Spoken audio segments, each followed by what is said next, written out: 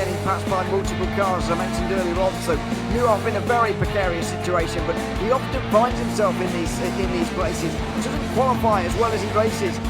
Up front, they are getting with Lee Aberdeen and Luca Varani, not very far apart at all here. But I just want to see how Alistair Haig deals with Marcello Kessler coming around the old hairpin.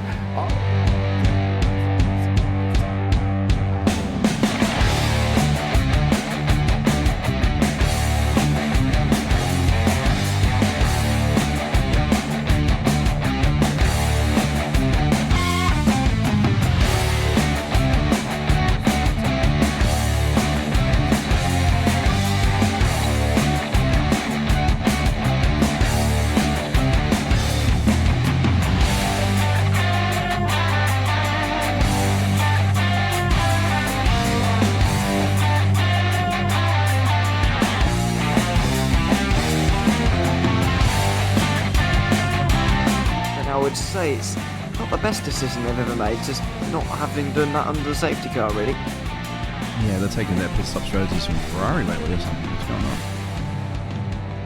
going on? In turn one, just too much gas on them, too much feet on the loud pedal, and unfortunately he's dropped him all the way down the order. But Philip Hammer is out in front by an 8.91 seconds.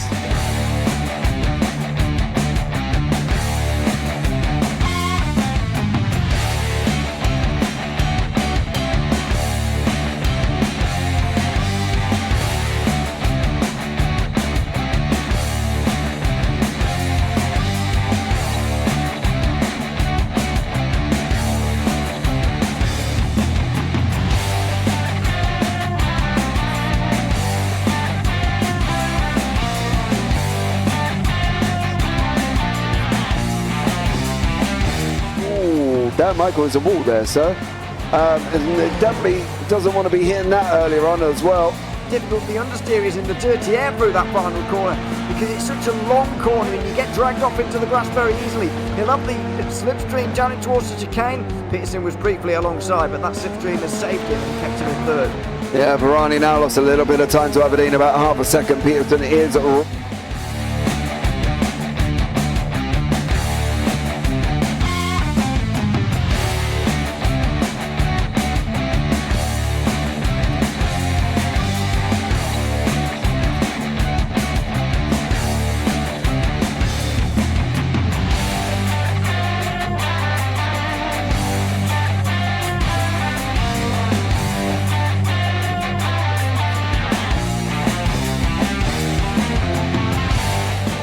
Pike's pushed more and forward up ahead.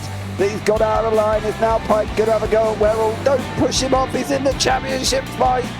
Jack Werrell chasing down Carl Jacklin. Further down, Rob Williams and Chris Barnes. Sensational run outside line now though for the heavy braking zone. Around the outside goes the Audi R8. Look how much Miller's come back into play. Exactly. Miller's still such up. He's left on second and change. All of a sudden Miller's back in play.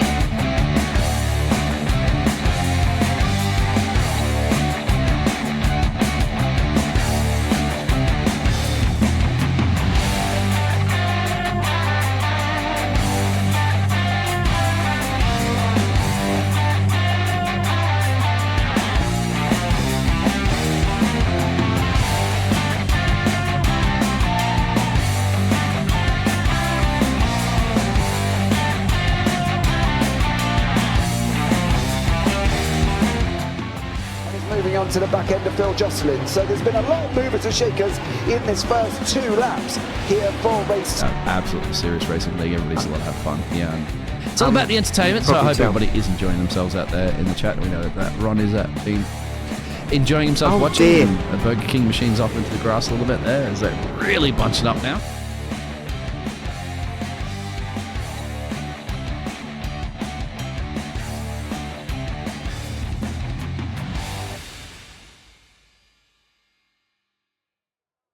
Hello everybody and welcome to round 6 of the Tail Racing Ring Runners here for 2024 and season 3. It's time for some GT4 racing, a stark contrast to what we saw just 1 round ago where the ARCA cars tried to make their way around the North Side, but I've got to say made their way around quite a lot more successfully than I thought they would. But these cars, the GT4s, are a lot more used to it. It is a part, of course, of the Nurburgring 24 hours that iRacing officially runs every year. It's been on the official Nurburgring 24 Hours as well in real life for many, many years as well. It's certainly a car that's accustomed to this layout. It's a bit of a different layout as well to the previous one. We've gone for the VLN layout, which is sort of the shortest layout you can use, combining the GP circuit and the Nordschleife. We're not going quite the way right down to the bottom of the Dunlop hairpin, but we are using some of the Grand Prix circuit. Let's have a look at how the drivers line up ready for another 4 laps. It's Raymond Tier, who won last week, winning this qualifying session, if you can put it like that. Pole position for him at Corey Stas, with David Mull and Dave Hernandez on row 2. Tim Watchow is in 5th, returning after not appearing last week, with Dan Kosick in 6th. Dean Diltz and AJ Condon share row 4, ahead of Ewan Bertolucci and Matt Green, the first of a couple of drivers to not have set times. Quite a few drivers have not set times. In fact, Rick Putnam and Evan Krautwald, the championship leader, another couple. Chase Petterjohn is 13th, but Scott Sadler, Jamie Bender, Benjamin Lamberton, and Dylan Hesselink. So 17 GT4s on the grid. They're all getting ready for the grid, but they didn't all get a lap time in during that qualifying session. It's myself, Ewan, and James Parfitt alongside me again for this round of the championship, and it's going to be a very, very different round here, James. But the thing that surprised me there was, in comparison to yesterday, just the percentage of the field that didn't set times. Nearly half of them didn't manage a lap time in that one-shot qualifying. Yeah, they didn't, and unfortunately it is what it is for them. Krautwald, the championship leader at this moment in time as well. We've lost Scott Sadler. I don't believe he's taken to the grid. So we've got 16 cars are going to hurtle around this circuit. Same layout, same format as always. 4 laps they've got to do here. Mixture of cars, Mercedes, BMWs, McLaren, Porsches, Aston Martins, all on the grid. Are we going to see the Porsches going to get to the end, or is the Porsche going to do Porsche things and end up putting one of them into the barrier? I will have a look about that. They're very much in the midfield here, sharing rows 4 and 5, other than Scott Sadler, who I think is here, but it will be starting from the pit lane. I saw him initially gridded up, and now he's gone back to the pit lane, so he'll start there, and he will go to the back. He was only starting 14th anyway, so he's not exactly dropped that many positions. In terms of bouncing back from last week, Raymond Tier is in the perfect position here to go 2 in a row. We've never seen anybody win 2 races in a row in this series this season, and Tier's in a great chance to do that here today. Yeah, he is, and it's going to be great to see if he can get that double win, of course. You know, one last time out in the Arcas, and you know, watch that back. It goes live later on this evening at 8 o'clock as well. I don't know why I'm telling you that now, actually, because this goes live at 9, so there you go. You might have been able to watch it. Yeah, you've just watched it, so fair play to that one. Oh, dearie me. On the way through Tiergarten before we go into the first part of the stadium section, Ewan, and it's over to you. It's time to go racing for another 4 laps. Tier noticeably slowing there. He's in control of the field here as the pole sitter. Corey Stas getting a little bit excited. He could be caught off guard here if Tier wants to do that to him, but doesn't really. He'll go when everybody's ready, and now he does. The green flag waves at the Nordschleife. We're racing for 4 laps in the GT4 class here in the Tail Racing Ring Masters. Here we go in towards turn number 1. Tier gets a good start, and car lengths ahead of the rest into the hairpin. Nice and careful from everybody. It's such a difficult opening corner, just like the Nordschleife is as an opening corner. It's quite tricky. This is even more so, you could argue, in the Grand Prix circuit. Further back, there's a lot of battling going on, and trying to work his way through the field after starting outside the top 10, and there he is right in the pack. Yeah, he's up 1 place at the moment. He's trying hard in that Mercedes as well. One of the things I think we need to pick up on here is look at the light. The light is going down. Are we going to get all 4 laps in the light, or is it going to end up being dark by the end of it there as well? You can see Ewan Bertolucci, he's just lost a place to Dan Kosick there, as they're heading out now ready to go and tackle the Nordschleife for the first time this season. So I just saw the year was 1970. Yeah, I think it's I don't think it's picked up properly off the files, so we'll ignore that one. I think that's possible. Anyway, Krautwald makes his way past Bertolucci then into 9th place already on the way towards the fast chicane, but it's side by side between Kosick and Krautwald now, and they sort it out just in time. Kosick gives him a lot of room though, and Krautwald will go through into 8th. That was quite an important pass, because look at the gap that he's already got up to 7th place, and Matt Green, he has got 2.5 seconds to close. I'm sure he'll be able to, but already important passes being made, because when you get onto the Nordschleife, as we know, it gets a lot more difficult. Yeah, it does. Bertolucci and Kosick running side by side here as well. These guys battling it out, and whether or not it's a good idea, I can't really answer that. We've got the Mercedes and Chase Pettijohn in behind him. He's trying to move his way forward once more. You want to try and get that done if you can, but as we said yesterday with the ARCA cars, it was always going to be difficult as well, and these, I think, are still going to be difficult cars for these to try and overtake on.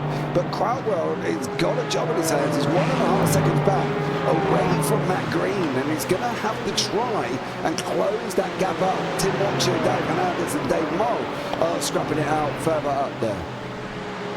The only driver to have finished on the podium in every single one of the races so far this season. In fact, he's the only driver to finish on the podium in 2 consecutive races, never mind 5, and that's exactly what he's done to start off this season, looking to rescue that record with a drive through the field here today. There was Tim Watcher getting pretty close to Dave Hernandez on the way down towards Arenberg. Drivers thankfully having less issues with that corner today as they were last time out. Here's Corey Stas, on board we go with him. He was quite eager to start this race, as you may have noticed, when they were on the front straight. Raymond Teal had to peg him back and then was in control of the field and let the field loose. He's still leading, but he's being challenged a lot more closely than he was yesterday, certainly in the early stages. Yeah, Tio there got it all a little bit sort of, didn't get it wrong, but it wasn't really a comfortable line. He carried a lot of speed into the second part of that corner, and it looks like Dave Hernandez is facing the wrong way. Oh no, We've had big issues here. Well, Hernandez and Green have gone off, and the front left on one of the Aston Martins is down as well here. That must be Kosick. Yep. How has he managed that? Well, we'll have a look at these things after the race. As you know, we're on a replay, and you can't replay a replay, so we are going to go back after the race and have a look at some of the incidents that went on. But that is one of them we're going to have a look at, because that was a bit odd. Didn't see how it started. It's really blown apart the front part of the field. We had a big battle for 4th place developing. That is completely disappeared now. Yeah, it has, unfortunately. And have a look back here and look at Dave Hernandez's front end, and I'm pretty sure that's not his paintwork on that. There's damage definitely on Hernandez's car. What has he got going on in the steering? Well, the steering seems fairly straight. We know the BMW is a nice big robust machine anyway, but he's slightly right, isn't he, at this moment in time? Dave Hernandez has got a slight little bit of damage down on the right hand side, so he's going to have to over rotate the left to try and get that machine turned, and it's going to be tough for him, but as long as he can keep it going, as long as he hasn't got a meatball on that car, he might be all right. But we'll have to see and find out how Dave Hernandez gets on throughout the rest of this race. Dylan Hesselink has got Bender in front of him as well. Jamie Bender in the Mercedes, and Dylan Hesselink also in the Mercedes. The Mercedes seems quite the popular car here this evening for these guys. We've got, what have we got? 2, 4, 6, 7 of them on the grid at the moment. Now, normally, and we go GT4s, there's normally 7 people picking Porsches. 7 out of 10, yeah, so it is the predominant car. One McLaren, a couple of Aston Martins, a couple of BMWs, and 5 Porsches, but unfortunately one of them has come down pit lane. Ian Bertolucci, I'm afraid to say, is in pit lane at the moment after an incident. He was ahead of these 2 previously, but now this battle is for 10th place. Which is good news for these 2, I suppose. For Bertolucci, who has gone down the field. It seems that Rick Putnam's out of the race as well, after only 1 lap of this one. Scott Sadler has managed to make his way out onto the circuit, happy to say. So he, despite the fact he's not quite being picked up by the timing yet, he will be, and he will be very much embedded within the pack somewhere when indeed he gets there. Dave Hernandez, oh, and that might be what he did. Dylan Hesselink, though, with more serious consequences. It's the corner before the carousel, and he's carouseled around, and he might be beached there now. You've got to be careful on these curves, not to reverse onto them, otherwise you won't be able to get going again. And there he is. He is beached. He can't go anywhere. Yeah, he is physically, I don't know if there seems space under the car, but he's gone back to pit lane anyway. That's going to allow Bender and Pettijohn to resume their battle. Corey Stas has lost about a second or half a second over Raymond Teo up the front at the moment. That gap sort of extended out a little bit, but yeah, not a good look. But Dan Kosick or Dylan Hesseling, both of them have been off the pits, and Bertolucci has also jumped back into the pits, but we think that's got to do with the earlier incident between all of them. I believe so. It's been a difficult start for some. Isn't it weird that there are going to be more crashes in this race than there was in the ARCA's last round, where you'd argue the cars are a lot more difficult to contend with? These cars, after all, do go round here regularly and should be used to it. That might have been Scott Sadler around in the background there. Not entirely sure, because he's not showing in our list. It was indeed. Has he beached as well, or is he just waiting? Or no, I think Matt Green, he was just waiting. Thankfully, he can get back going again. But it's always a big danger. These curves are so big that in these low sports cars, you can't afford to reverse onto the curbs, otherwise you will be beached in almost all the cars we've got remaining actually in this series, maybe other than the Jetta, which might have enough clearance, but you really want to stay off these curbs. Yeah, there isn't many cars that can handle the curbs, to be honest, and we do talk about them. They are absolutely ginormous. You know, they will catapult you up into the air. You've got to be more and more careful. Just stay, you're better off just completely staying off them here as well. But Corey Stas trying to close back in on Raymond Teo, just teetering around a second at the moment, and the draft not really kicking in. It is, but it's very minute compared to if he was down 2 to 3 tenths in on that one. So we'll have to keep an eye out and see how Corey Stas gets on trying to catch up to Raymond Teo as they're heading down. What we did find out yesterday was a 1.7 mile straight here as well. I thought it was longer than Daytona, the straight. That was a blatant lie. Well, not a lie, just not true. A fact slightly out of whack maybe on the back straight knowledge as they make their way through the Tiergarten. Now, instead of turning right there, going back onto the Nordschleife again, they continue down the home straight. Well, it would be interesting actually a little bit. Obviously, we're not going to know this particularly, but I wonder if these cars went up against the ARCA's last time out, how different it would be if they were on the same layout. Now, 8.5-minute lap times for the added VLN layout we're doing here, but does it take them 1.5 minutes to get through the Grand Prix circuit? A bit longer?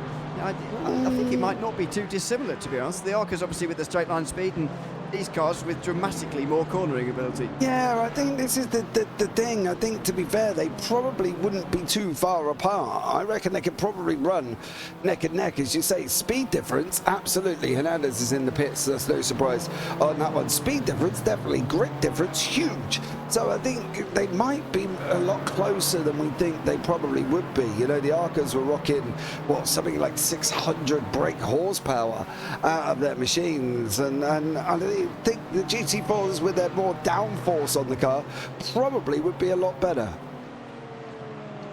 Don't know. I mean, it's difficult to tell how far this Grand Prix circuit adds to their lap time, to be honest, but they were doing just over 7-minute lap times in round 5 for reference in the ARCA cars. And as you say, Dave Hernandez has been in. He's back out again in 11th. He's dropped 7 places from his start. Matt Green also in, you'd imagine, for a similar reason. He will take a little while here. Longer than a faster pair, this one, I'm afraid, for Matt Green. Dan Kosick will also be in. Now Matt Green finally goes after nearly 12 seconds in the box. I imagine Kosick will be in shortly as well. He's just coming into the Tiergarten at the moment. I'm surprised, to be honest. He's dragged that car round as well as he has done, but he's done a pretty good job, actually, because I can't imagine that's turning very well. No, completely collapsed, didn't it? Let's be real. It's got no front right at all. It's completely collapsed on him. Let's see. Is it left or right? What did I say? Yeah, I think it's left. I think it's front left. It's right as we're looking at it. Yeah, right. It was left. Yeah, that's the one. So yeah, he's going to have to say, I want to see how can he turn it going around here, or is he going to be able to turn it very slowly? Kosick. So he did get it turned, but very, very slowly. He'll dive into the pit lane.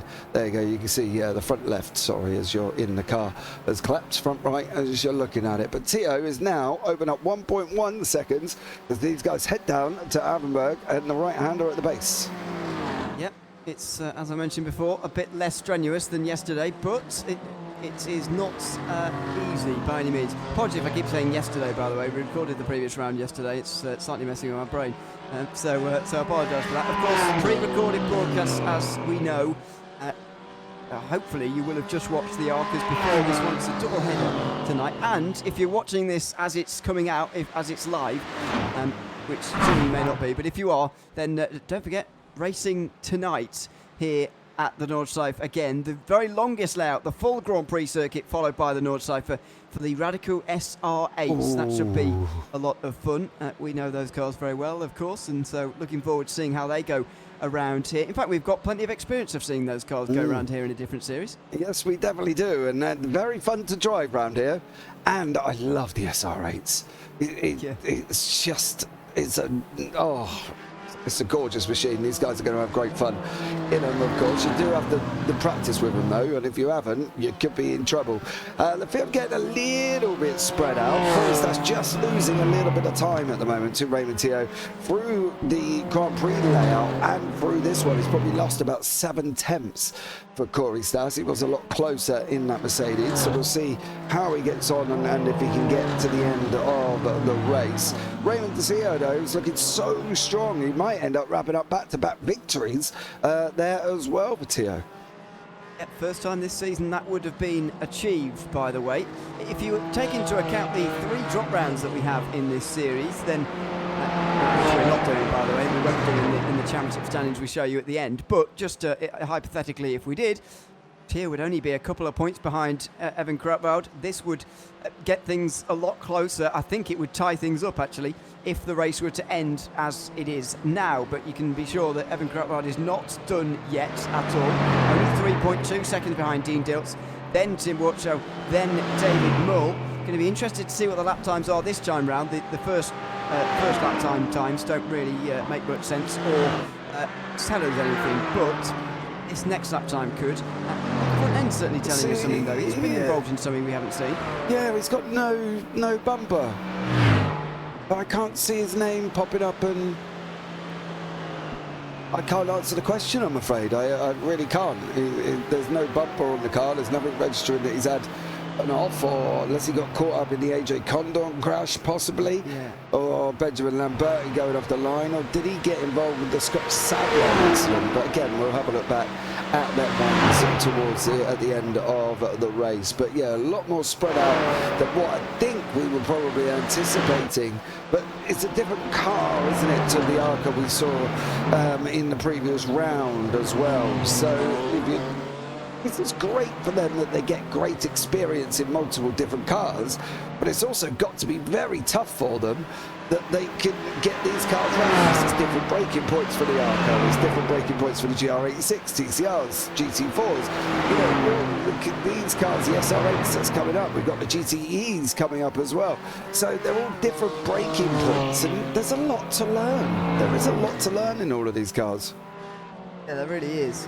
To be honest, I was expecting today's race to be more like the Arca race that we saw, you know, very close, exciting, leading battle right to the very end. I was expecting the Arca race to be quite spread out like this one is at the moment, but for whatever reason the roles have been reversed there, and we are seeing a more spread out GT4 race than certainly I was expecting. 2.5 seconds now the gap for Teo, who is pulling away from Corey Stas, one of the standout drivers this season. He's 4th as total points go, but he hasn't been on the podium yet this season. This would be his first if he can see out the next 2 and a bit laps. Kruppwald is closing on Dean Dilts. The battle for 5th place seems to be the one that will develop next. 1.7 seconds, 1.6. It closes again and again and again. But is he going to have problems overtaking, first of all? And second of all, how quickly is he going to be able to make these moves if he wants to retain that podium place and keep on the podium for every round this season? Keep that remarkable record going. Well, it's going to be hard. He's losing parts of his car. You know, he's got no front end on it, so it's going to be very hard. He's going to be hitting that air like hitting a house brick, you know, but he is quick and he is consistent, so maybe Kruppwald might gain a couple of positions out of it and see how far up he can go, but we'll have to keep an eye on him and see how much further he can get. But the gap is opening up front now, 2.4 seconds. Teo's just had an absolute blistering lap here and is doing an absolute stellar job for Raymond Teo. So yeah, great job from him as he heads down the dot in the hole one more time. The best BMW in the race by miles, the best of any manufacturer in the race by nearly 3 seconds. Raymond Tier leading for the second round in a row, coming into some good form right in a critical part of the season. And there's some similar cars coming up as well. The SR8's not too dissimilar to these, although they're a bit quicker. And then just a little bit quicker again, the GTE class, which I'm really excited to see back, by the way. The GTE class around this circuit is going to be fantastic. That will be on this very layout as well, in case you're interested. Coming up on the 7th of August next week. So if you're coming into form at this time in the season, it's a good place to be because there are some similar cars coming up. And again, we were talking about whether the Arcas and GT4s will be too dissimilar in terms of lap time. The SR8s and GTEs will be surprisingly close on lap time as well. Yeah, I think there's a couple that are. David Hernandez is going really, really slow. I mean, normally I'd say slow down, but where would you get that around here? You wouldn't. You'd hit a curb and end up in a barrier. There isn't an option for a slowdown, but yeah, he just had a moment where he was going really slow. Krautveld's into the stadium section and has got Dean Dilts closing in, teetering on about half a second. So can Krautveld move himself up a position when they've got, what's that, basically 2 laps to go? It is halfway round. This 6th round in the Tail Racing Ring Runners for Season 3 of 2024. Material leading by nearly 4 seconds. This is the championship leader though, fighting with Dean Dilts. Was a bit deep into turn 3 there through the Mercedes arena. Will the Mercedes make its move through here? It's certainly going to get a good run, and on the way towards the cut through, it'll be down the inside here. Evan Krautwald, this should be signed, sealed and delivered, the number 10, and it certainly is. Evan Krautwald goes through into 5th position, and that was pretty easy in the end, made easier of course by Dean Dilt's mistake into turn 3, and the knock-on effect of that was a bad run on the way towards turn 5. Yeah, but can he hold it?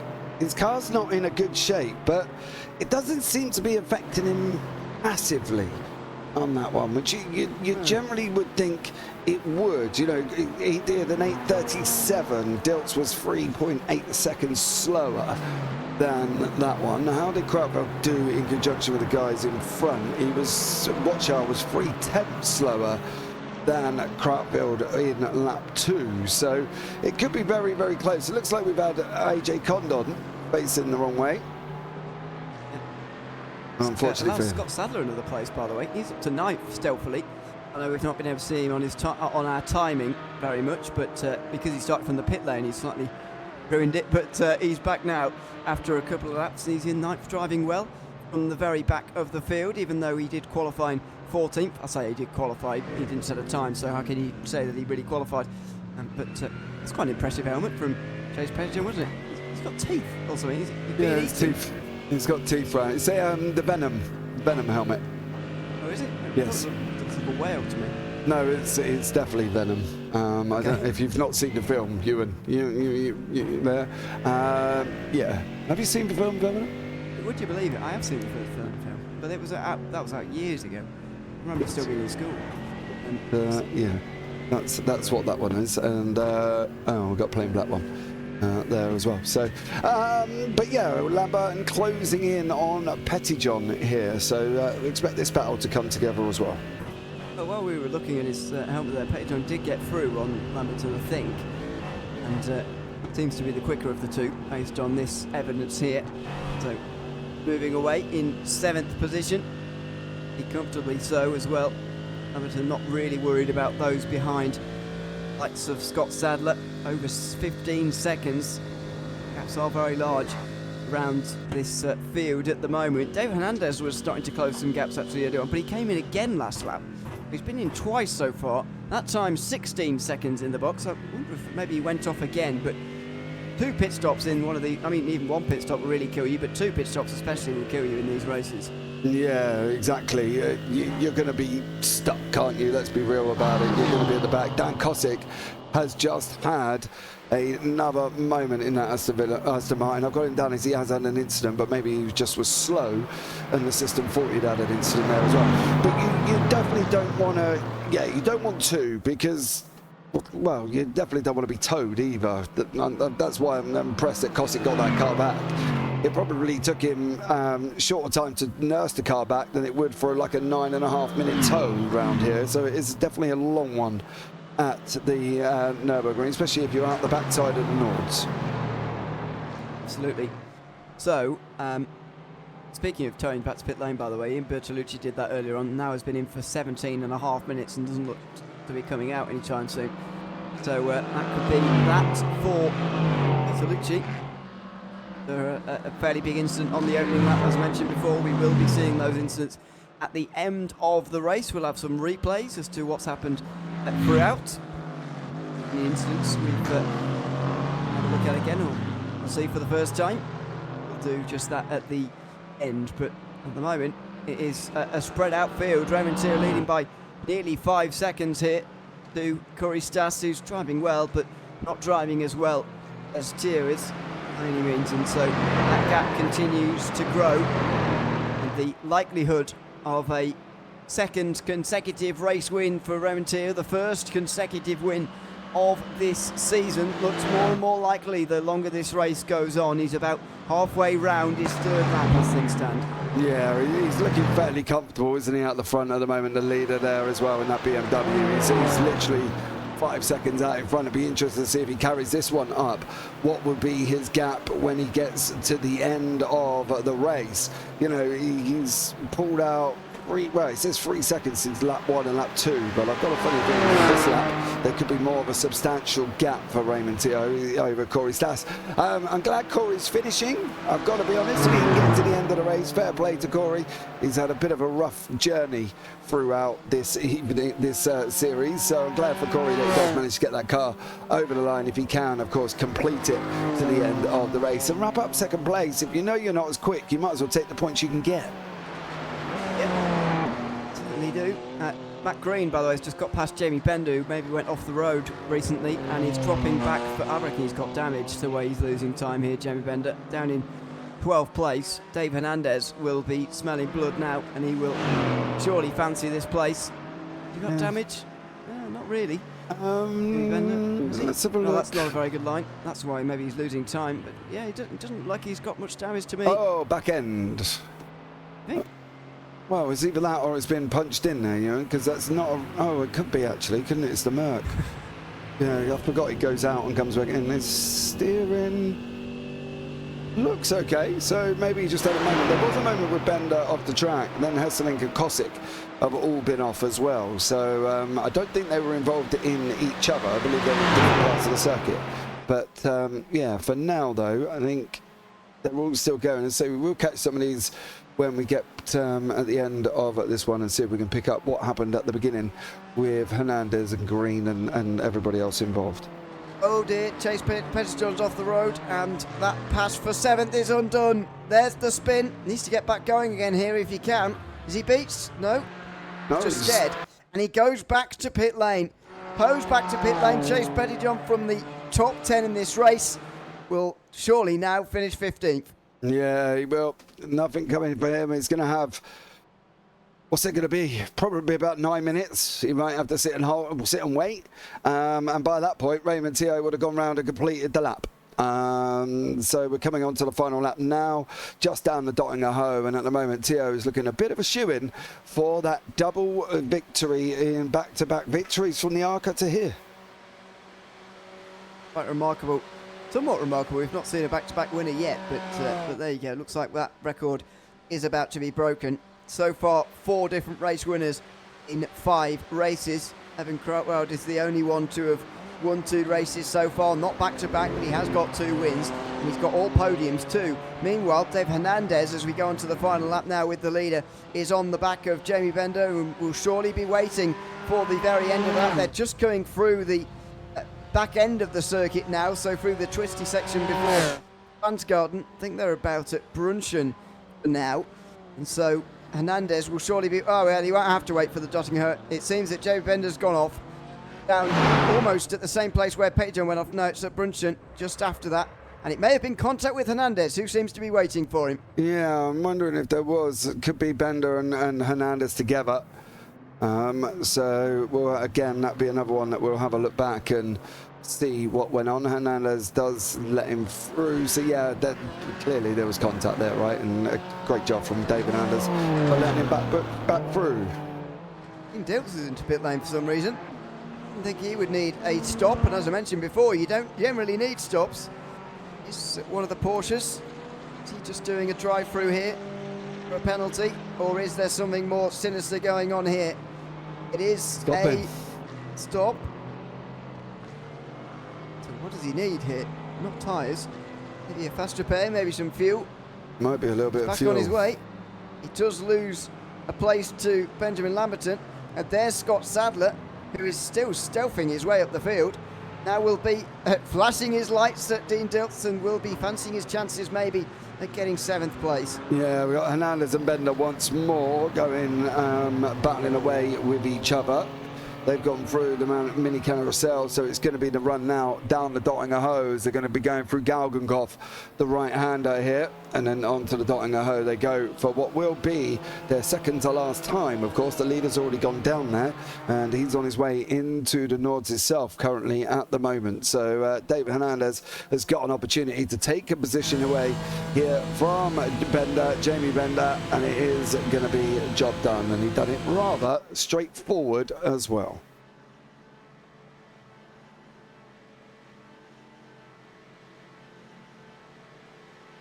Mr. O'Leary? Well, that my internet decided to turn off for a moment, but I'm back again. I hope. Yes, you are.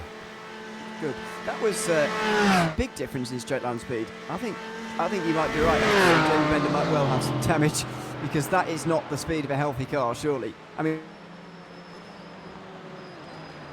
I think we've lost Mr. O'Leary again. I think Mr. O'Leary is having some internet issue. There we go. Are you back again, sir? Yeah, I'm slightly concerned about this. Yeah, your old thing. internet keeps cutting you out all of a sudden. When you start talking, it then sort of makes you disappear and you start sounding like a robot. It's not ideal. Hopefully it's not persistent, but it might be. Let's hope not. Chase Pettyjohn, by the way, making his way back out onto circuit again. He's re-emerging actually, and it seems he has been credited with completing lap 3, even though he didn't complete most of it. So that's a pretty big surprise. He has lost time, of course, and lost positions, but he's still 13th rather than right down at the back. I wonder whether he'll lose a lap after the race, because technically he's only done 2 3/4 laps so far, and now he's carrying on. I wonder if Mr. Pettyjohn's grid box is after the line. So I'm wondering whether or not they thought he's jumped back to the pits, of course not completing lap 2, and he's gone over the line to get into his pit box, and it may have registered him as he's completed lap 2 and he's on lap 3. I'm not saying that's the reason, I'm saying it sounds feasible. Does, yeah, I don't really know what's going on there, to be honest with you, but we'll find out at the end of the race when we get the proper results through that what's happened to him. AJ Condon seems to have been slightly off the road here and maybe having more problems than initially giving him credit for here.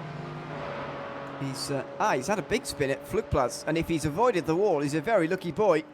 Not sure he has avoided the wall particularly, but he's going to soldier on here since it's the final lap. We're very much under darkness now as the night draws in. Matt Green is looking to get 9th place. Closing in here round the outside and into Arenberg. He won't rush this because this is pretty much all he can get now. There's 3/4 of a minute up to 8th place. Yeah, I don't think there's any need to be rushing it, but as I say, I think at the end of the day, he don't have to. If AJ's going to have some more issues, he's obviously got to be a little bit more wiser, I suppose, for Green in the situation, because if Condon has a problem right in front of him, the last thing he wants to do is get caught up on the final lap. So it might be best just to kind of hold there until probably till the Dottinger Hoe, to be fair. Maybe. If Condon's going too slow, though, he will just power past, and there he goes. Matt Green taking no risks, but powering through, flashing the lights. Either that's him or AJ, I'm not entirely sure, but Matt Green powers past, and he goes into 9th position. So, just coming out of Adenauer Forest, he's now positive on the day, is Green, up 1 from his qualifying starting position of 10th.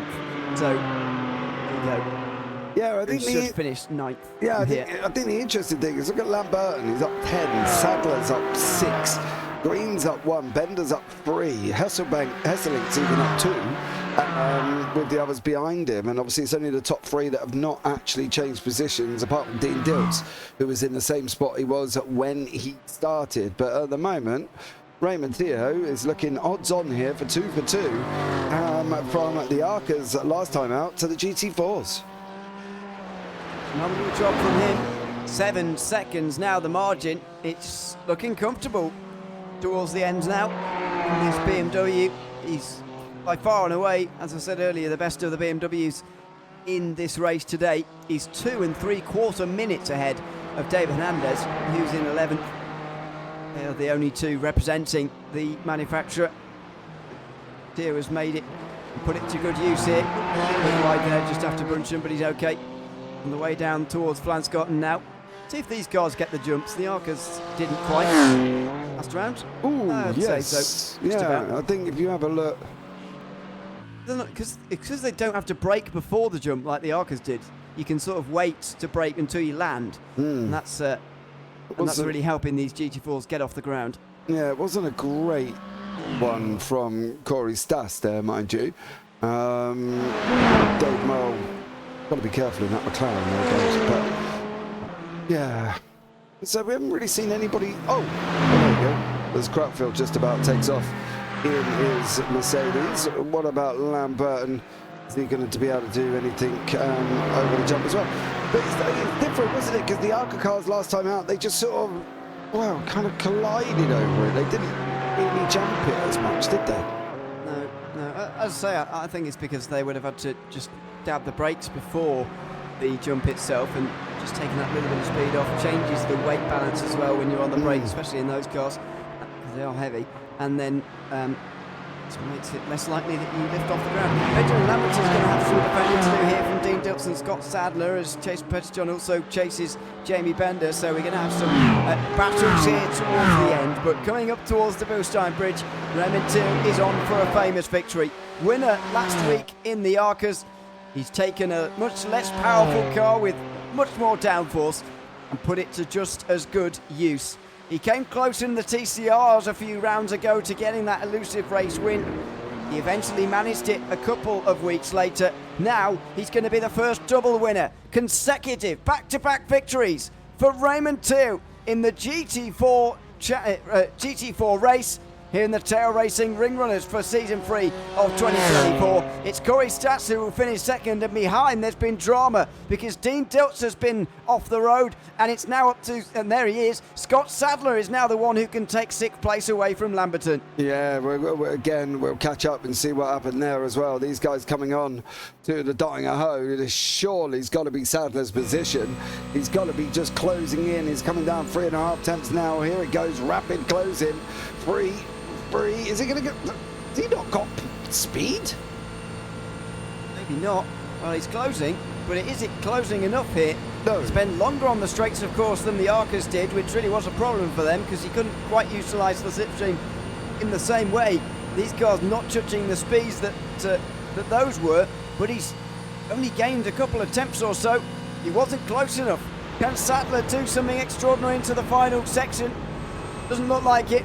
Lamberton fires it in, I think maybe fearful of getting dive bombed, and so he brakes late. He doesn't get a great exit, but Sadler hits the curb as well, and he can't quite get there for 6th place. So in the end, that was the first time really we saw a proper drag race on the Dottinger there. Most of the passes happened elsewhere for odd reasons, but that showed that these GT4s weren't great for slipstream either. You still have to be pretty close. Just like the Arcas last time out. Yeah, it almost looked like you'd have to be under 2.5 tenths there. That was the weirdest thing. It did look like they'd have to be 2.5 tenths or closer to even pick up anything, which I'm quite surprised about, to be blatantly honest. Dean Dilts over the line there. Matt Green is going to come over the line as well. He's going to finish in 9th place.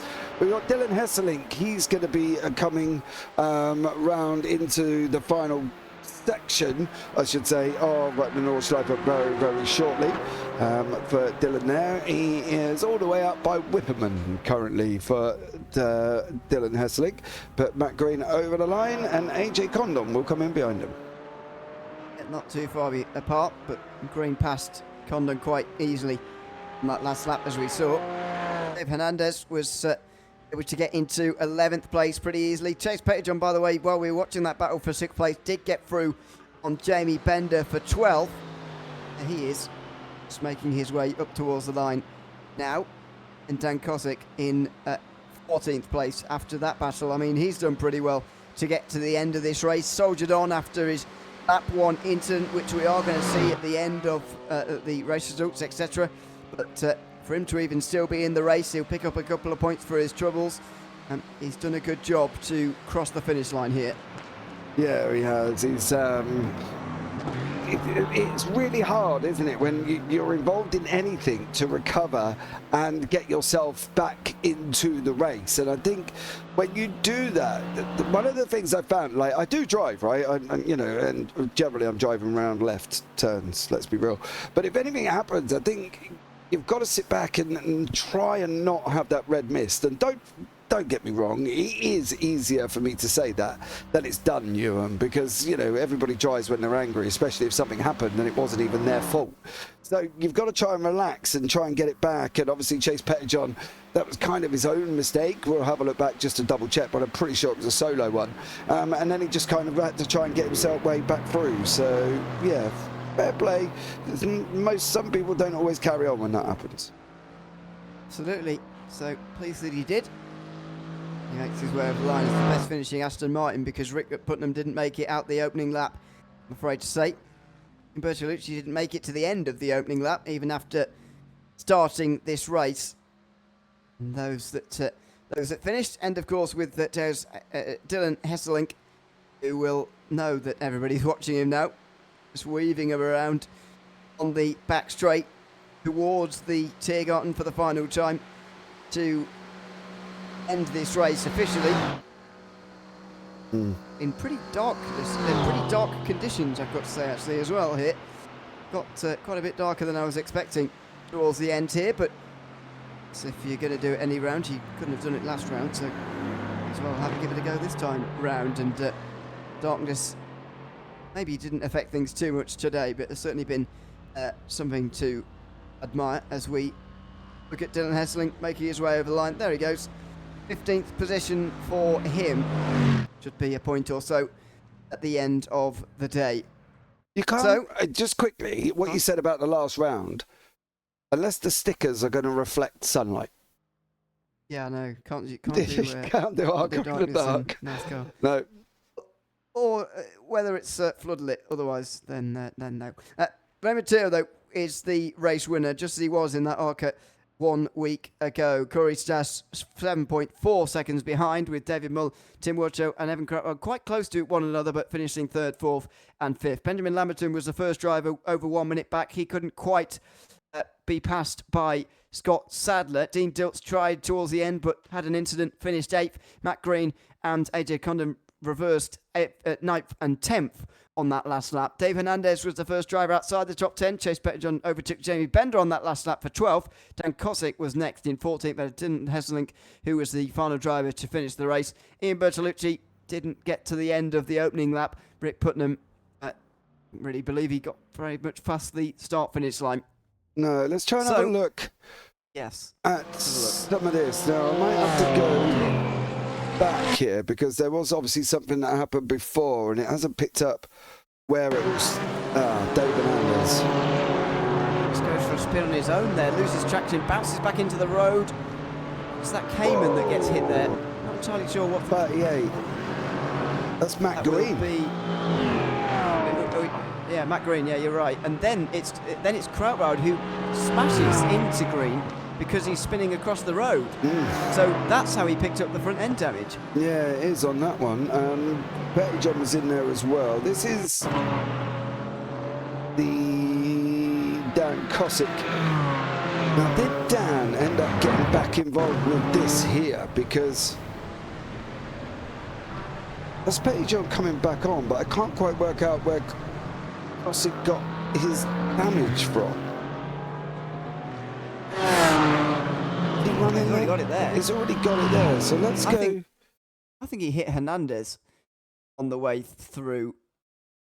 Oh no, he's already got it here. Ah! So it's the Mercedes in front of him that goes off. Oh, in a big way as well. And Kosik slides straight into him.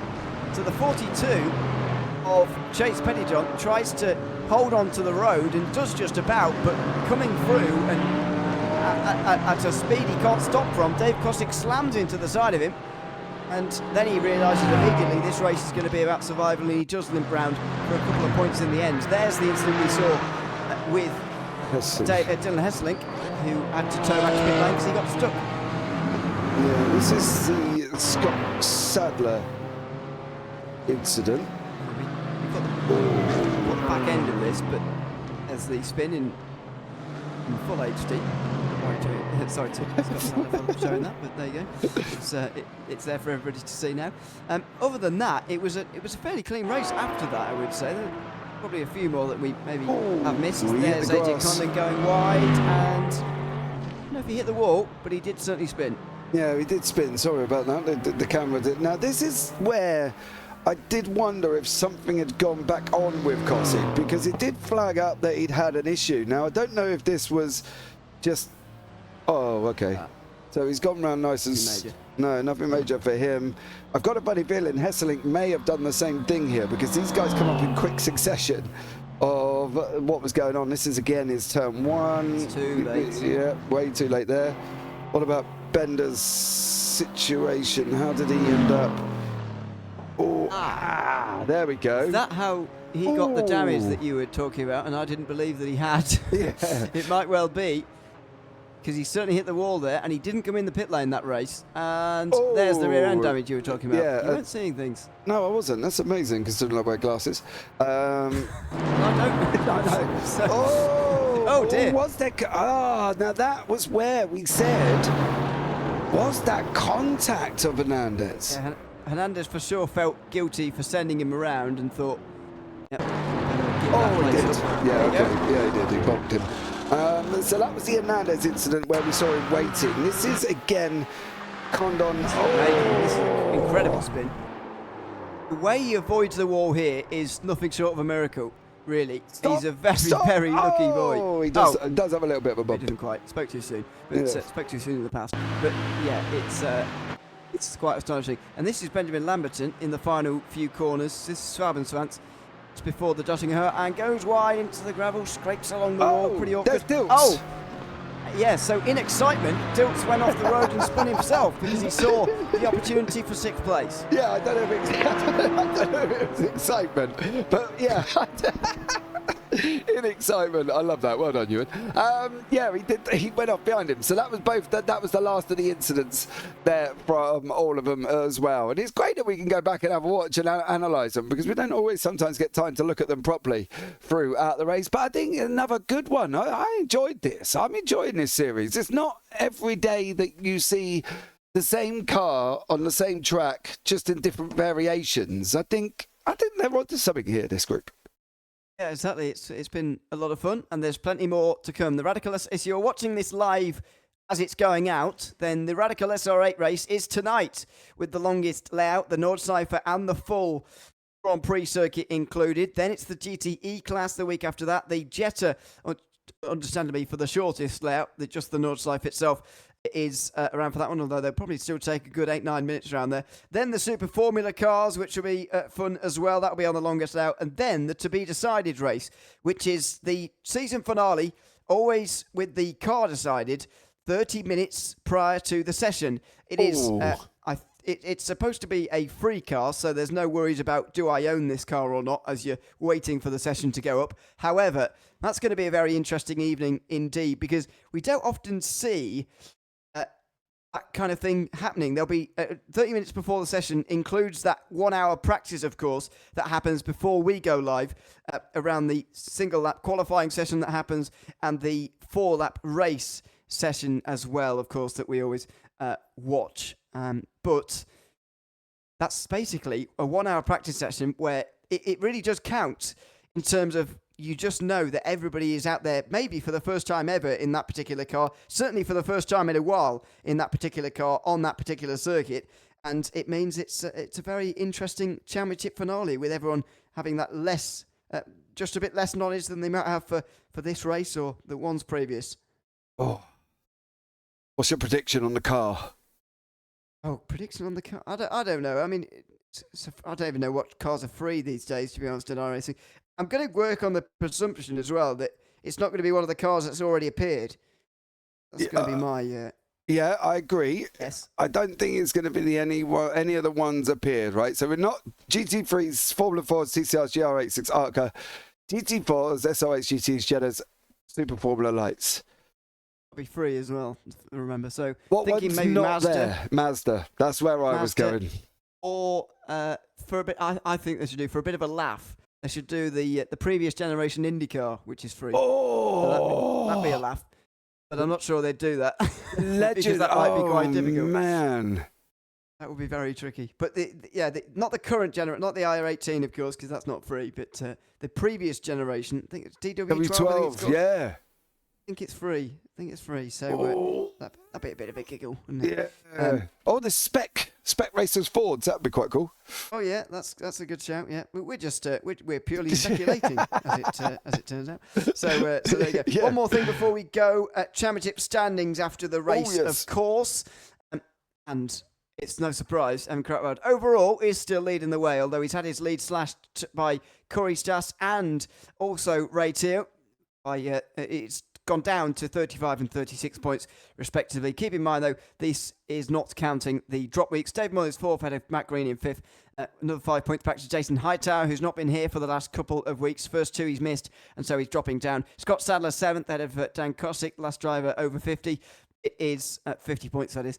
Dave Hernandez and Dean Diltz round out the top 10. Tim Watcho and Britt Putnam next, and then you've got a bit of a gap back to those who have scored a few less points. Chase Petterjohn 13th. Pat Mays not here today. Neither Steve Kube or Aaron Smith. Benjamin Lamberton jumps at 17th though, ahead of Pat Labrosse, who has done one race, won it, and then left. So he's on 20 points, down in 18th place. So that's pretty much it. Evan Crutchfield still leads. The drop week championship standings are a bit closer, I'll add, than those are at the moment. But I think the overall point standings does show you a couple of things. Who's consistent, who's at every round, and who's quick as well. And Evan Crutchfield has certainly shown himself to be the quickest so far, even if his run of podiums came to an end today. Yeah, but I don't think he's going to be too disappointed, is he? Let's be real. He's leading the championship by, 35 points. I think he'll be all right, Mr. Crutchfield. I'm sure he'll come back next time stronger. Absolutely. Big thanks to everyone who's been tuned in over the course of tonight. I hope that you've been tuned in for the ARCA and GT4 doubleheader that we've had. And if you are watching live, then don't forget that the actual race session itself goes up in 3 hours' time, I believe, with the 1 hour practice. And then the qualifying and racing gets underway. Radical SR8s at the longest version of the Nordschleife and Grand Prix circuit combined. So make sure you go racing and give us all something to enjoy next time out. I'm sure we will enjoy it as we have here. One more thing. Go on. So one more thing. If you have put a comment in YouTube chat and we haven't responded, please know this is recorded because I don't want you to think we're being rude. Yeah, I know. It's always something to get your head around, isn't it? Doing these broadcasts, Yes. pre-recorded, and not being able to interact with people because it's in the future and we don't know what they're going to say. So, yes, a big thanks to everyone who's been chatting along, even if we're not able to interact with you. That is indeed it from us tonight, though. It's been the Tail Racing Ring Runners Round 6 for Season 3 of 2024. I've been Neil Leary alongside James Parfitt, and until we see you next time for the Radical SR8 round, it's goodbye for now.